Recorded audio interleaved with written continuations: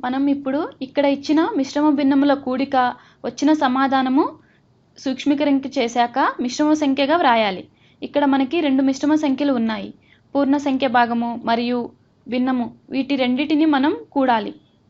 వీటిని కూడాలి అంటే మనకి రెండు పద్ధతులు ఉన్నాయి. మొదటిది, వీటి రెండిటిని ఇంప్రాపర్ ఫ్రాక్షన్స్గా మార్చిన తర్వాత కూడిక చేయడం, తర్వాత మిశ్రమ సంఖ్యగా మార్చుకోవడం.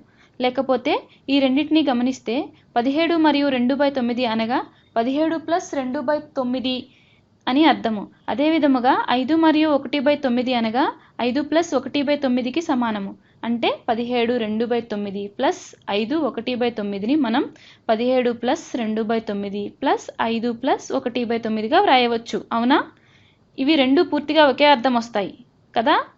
ఎప్పుడైనా మనము కొన్ని సంఖ్యలను జోడించవలసి వచ్చినప్పుడు అవి ఏ క్రమంలో జోడిస్తున్నాము అనేది ఆలోచించవలసిన అవసరం లేదు. ఏ క్రమంలో అయినా యాడ్ చేసుకోవచ్చు. కాబట్టి మనం పై వాటిని ఈ విధంగా వ్రాస్తున్నాం. చూడండి, 17 + 5 + 2/9 + 1/9. 17 + 5 అంటే ఎంతో తెలుసు కదా మనకి. మనం ఇంతకుముందు చాలా సార్లు చేసి ఉంటాం. అవునా? ఇక్కడ 22 అవుతుంది. అవునా? తర్వాత ఈ 22కి 2/9 + 1/9ని కూడాలి. వీటి రెండిటికి ఒక్కటే హారము కాబట్టి కూడగా వచ్చిన దాన్ని హారము కూడా 9 అవుతుంది. ఇప్పుడు లవములో ఉన్న సంఖ్యలు ఏమిటి చెప్పండి? 2, 1. వాటిని కూడా కూడదాము. 2 + 1 అంటే 3 కాబట్టి మనకి మొత్తము సమాధానం 3/9 వస్తుంది.